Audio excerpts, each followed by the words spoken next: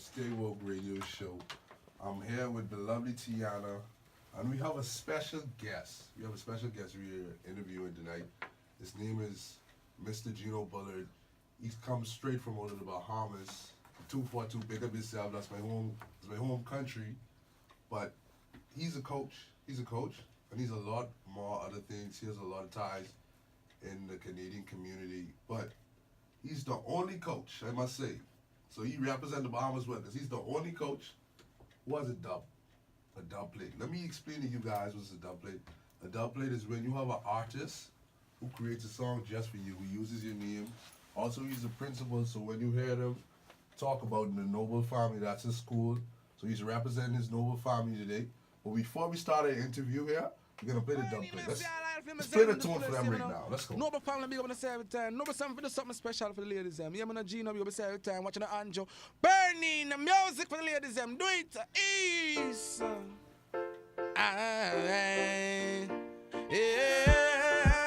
Listen, people. The only coach with his own song right now.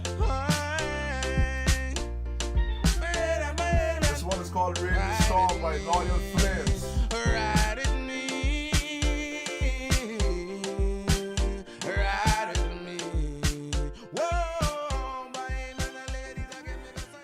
Stay woke. Try not to go too Here on close. 103.7. I'm here Too close. with Geno Bullard. Mr. Geno Bullard, what's up? What's up, everybody? Pleasure to be here. So Geno. Tell me about some of your experience in the Bahamas, and tell me some of the things that you accomplished at this stage, because it's a very late stage. You've been doing this for how many years now? Almost 20.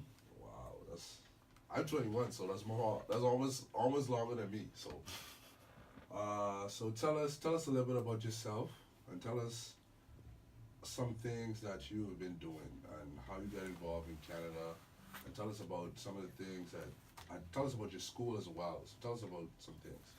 I'd like to say, first of all, thanks for inviting me down. It's always a pleasure to see you guys, especially doing something positive. Like I say, once again, thanks on behalf of myself and our Noble family. But how it all came about, everybody know me as a basketball coach from back home, right? But from being a part of the coaching world, I also knew that a lot of our top athletes, wasn't really concentrating too much on the academic side of being what is a student athlete. They were mostly athletes and achieving great feats on the court or on track or their given sports, but wasn't really putting too much focus on balancing themselves out. So at the end of the day, a lot of our high school athletes were just coming on to school and either getting a job or just going on with their life, but wasn't really putting themselves in a position where they can pursue a higher level of education or even a higher level of the particular sport that they play in. So I decided after being very successful in the basketball arena, I walked away from a school that I was originally working at after winning 4 senior boys championship in the Bahamas, and that right now is still a record. We walk away from that season over 4 years, 3 years undefeated, and we played 46 games and we lost 3 in 4 years. So I walked away from that because I wanted to be able to offer our students much more than just an athletic opportunity. So I started Noble Preparatory Academy, which is my independent private school in Nassau, Bahamas. And through NPA, we've been able to, turn around a lot of students from the academic standpoint of balancing them out with their academics and their athletics. And also from being in the background, I'm also a manager of the Caribbean for Naira College. So we end up putting all those ties together and being able to put a program where we can transition our high school students directly from high school directly into the college. So, over the years we've been very successful, and I could say over the last 4 years we've had 4 MVPs and 5 Rookie of the Years at Naira College men's basketball team coming directly from NPA. I also manage the Caribbean, which includes from Bermuda to Jamaica, Trinidad, Barbados, St. Lucia, Antigua, Barbados. So all those countries I have to travel to, and also speak about the great atmosphere that Canadian education and also try to help with the process of getting more of our Caribbean students in Canada to be prosperous persons, even if without being an athletic person. I mean, if you play sports, that's a bonus, but it's mainly about the culture and looking at a better quality of life and using education to get them here. So, you sound like you're a very, very, very busy man. So I want you to tell me, how is the basketball environment in the Bahamas different from the basketball environment in Canada? Well, the basketball is much different in the Bahamas because it's much more fast paced. It could be a whole lot more organized than it is. We do have, however, very high caliber basketball players that's not only playing locally but also in the States and Canada doing very well. As you can see, that most of our students that come here from Noble are doing very well at the college level, which is at Niagara College, and playing very well. So our basketball in the country is very good. Could be better, but with more facilities and more persons who are able to teach the game more and just break it down and allow the students to know exactly how to become a better student athlete is much more important to me. So I love the fact of being a coach, but I also like the fact when I can sit in the audience and watch a student perform on the court, but at the end of the day get their degree. That's really good. But what would you do in the situation where parents are more pushing for athletics or pushing more towards academics? What if you have parents who are more pushing on either side of the spectrum? What would be advice that you normally would probably give to one of your student athletes? Like, how would you intertwine to help that out? Well, it's straightforward for me because even though I love sports, I love education even more. So any student that applies to come to MPA, we have to sit down and let them know exactly what we expect and what we are pushing, which is academics first. You have to maintain an 80% average just to be on a basketball team or any athletic team. And our graduation requirement is for every student in the 12th grade to have a 3.0 average to graduate. So with that being said, like I mentioned before, we have with the four last MVPs coming from MPA, but also these guys are graduating college. So that's the most important thing. And parents, sometimes they don't really understand that part of it, that you're taking away some things to build on better characteristics or to help them to be a better person at the end of the day. Because sometimes the most important thing for them is just, my kid could run track, he could play basketball really well. And sometimes they lose the focus on what about 2 years from now if they're not going to math class, if they're not going to English class. How can they transition from our country into a country that may be demanding more of their academic ability? So even with my school, we have students who may graduate from other schools because we also have a college prep that allows students who may not have that ability coming from the school that they were in to come to NPA, and we can help them with those academic shortening and put them in a position where they can still transition into college and be effective. We also have a grade 13 program, right, which is a postgraduate program, which is for students who may graduate and may not have come out of school with the requirements as far as their athletic ability, but they can train for an extra year. We can help to develop them more before presenting them to a college coach. Or even with their academics, they may not have come out of school as academically sound as they should have. We do all college courses that entire year, and all those courses are directly from Niagara College. So they're actually getting a feel of college without leaving home. And then you may have some students who may graduate young, maybe 16 or 17, and parents don't want them to go straight off to college, so they can't stay for a year, take courses, have the freedom and ability to leave campus and come back just like they were in college, but destroying the fear of the academic load that college presents itself to once they get there. So they will already have their feet wet as far as taking college English, taking college math, and taking the majority of the courses that they would have to take once they get to the college. Well, that was Geno Bullard. That was our special guest for this evening's show. We'd like to thank him for coming on just to stop us, just to share a few words and a few inspirational thoughts about his experience in Canada. Right now, we're about to hold on. I want you to play that song one more time before you leave, because I still can't get over it. He surprised me with this dubplate. He just brought this dubplate to us. So here is "Raging Storm" by Roy, what's his name again? Loyal Flames. Loyal Flames.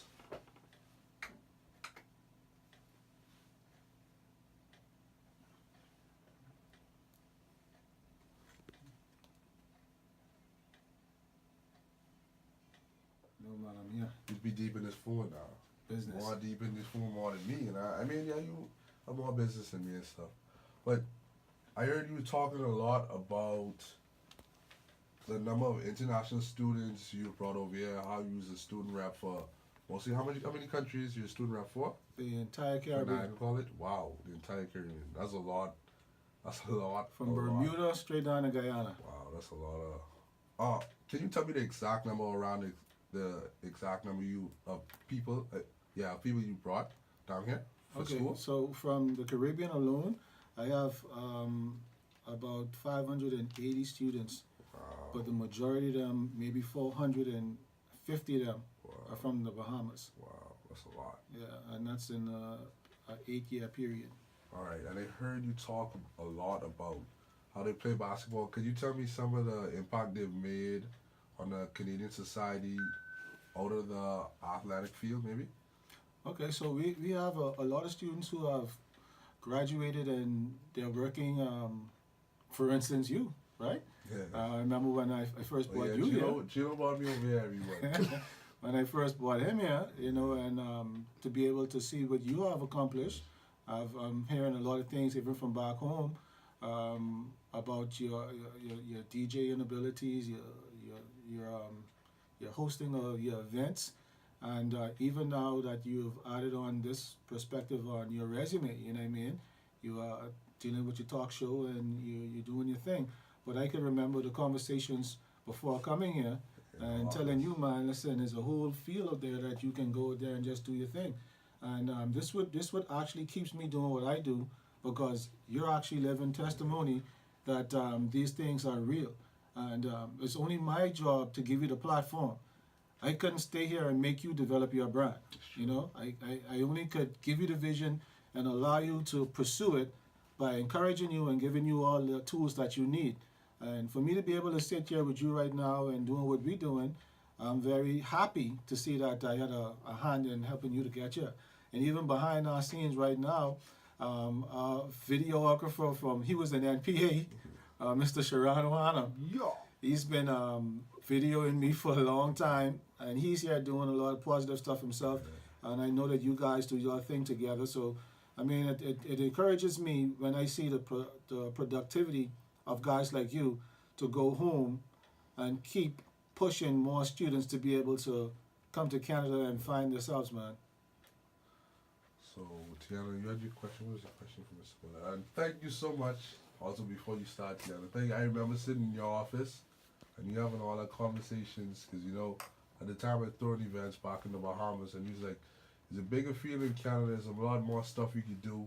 I remember we had an exact conversation about how the club situation, when I was like, I probably want to work for a club when I get over there. And then my mom was in there as well, so she's like, oh, I don't want this boy go over there and just start partying and partying and partying. But everything's just working out fine. We build a bigger platform than what I've left in the Bahamas. So just good things on from here.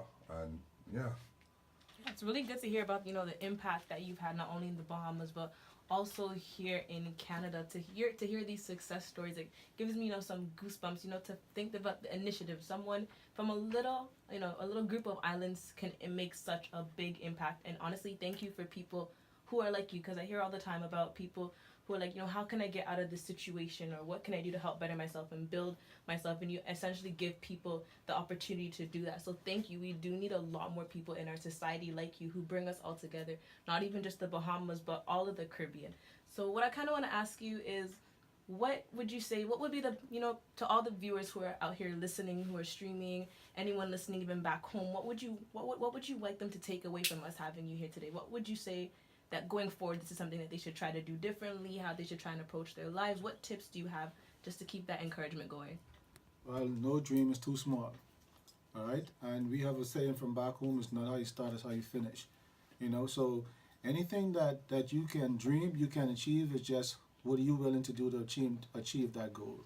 And Rano and I was just talking in the car on the way here, that it's no gray area. It's no middle section. It's either you do or you don't. You know, and what I try to do is eliminate that gray area by putting students and persons in a position where either you're going to succeed or not.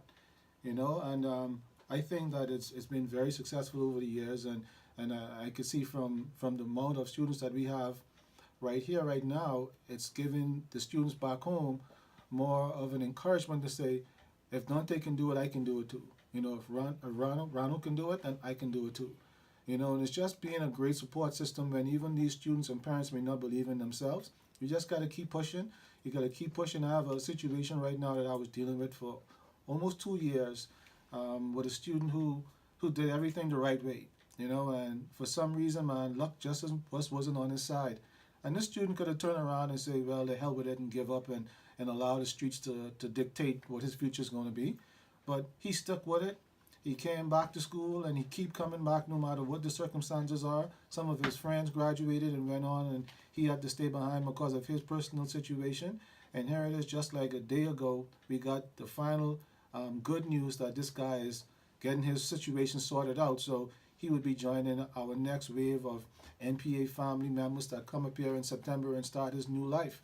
So I just want to say that when you want something, you got to fight for it. And you got to keep pushing no matter what obstacles come your way. You got to see through it, and you got to keep focused, right? That brings us into another song that we have at NPA that says to keep our students to keep focused, keep the youths in our country, everybody that's going through hard times, to just keep your eye on the prize, keep focused, and keep pushing forward, man, and you'll get your goals accomplished. Hey, thank you so much. So you guys heard it here. You need to keep focused. You got to be resilient. You have to go for it. Yes. Even when the odds are against you, because the moment you give up, everything has been given up. You know, life is going to be hard. It's going to be tough, but you have to be resilient. You have to persevere. You need to go and push on. Anything's possible. I'm pretty sure half of the students you've helped, you probably didn't even think that coming to Canada or even leaving Nassau was going to be an opportunity that they had. Am I right? Definitely right. See, Mr. Hanna is one of them right there. You know, so we have so many examples of students and parents also who never thought anything more for their kids than just a high school level of education, you know. But here it is, like, we have our reigning MVP at Niagara College right now, right, Van Hutchinson.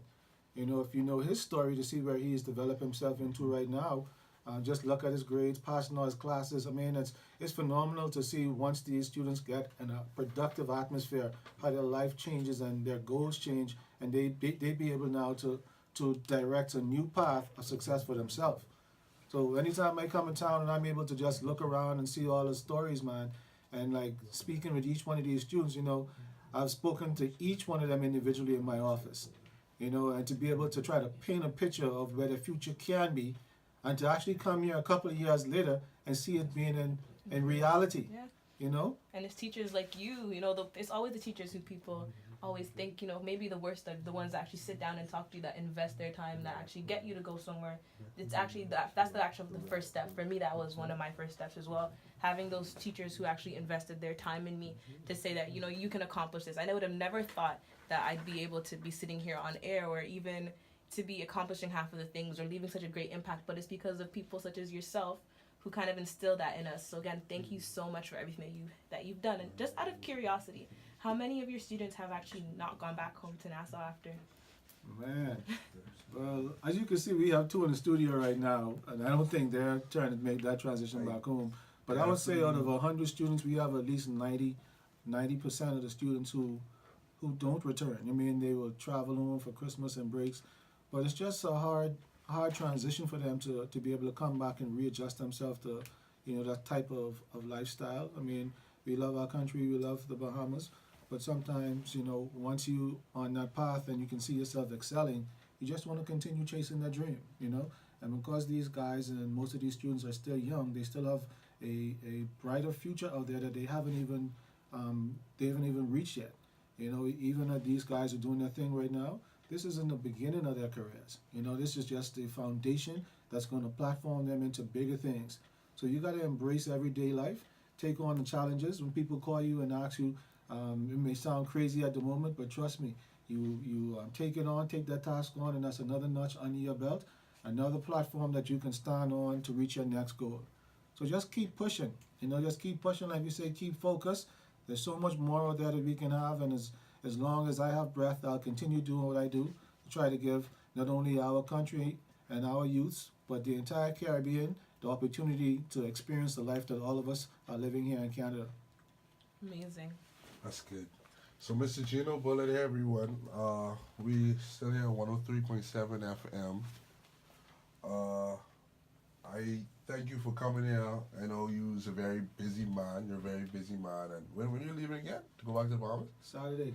Yeah, Saturday. So I know you're a very busy man. Thank you for taking your time with your schedule. And I know you have a lot of things to do. Thanks for sharing your inspiration and some of your thoughts here with us. And I definitely, I don't want to say this because I know a lot of people from the Bahamas listening, but I don't know if I'm going back home to live.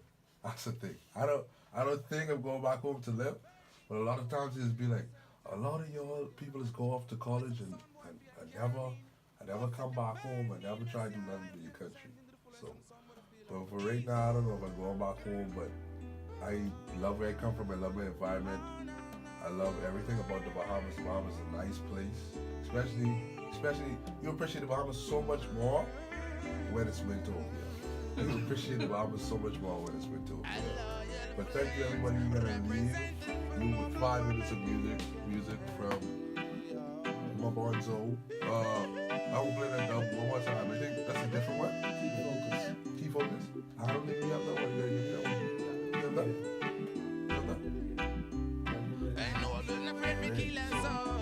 Right now, you're listening to Keep Focus by Loyal Flames. This is 103.7 FM CFU Radio here on Stable. And do not play joke. Keep focused. No black of them joke. Now keep focused. Family no play joke. Keep focused. Geno walk on them throat. Some boy need more beating things, so that's not necessary. You can't win no war that unnecessary. You know much sound them your man that kill and bury. We kill sound and send them to the cemetery.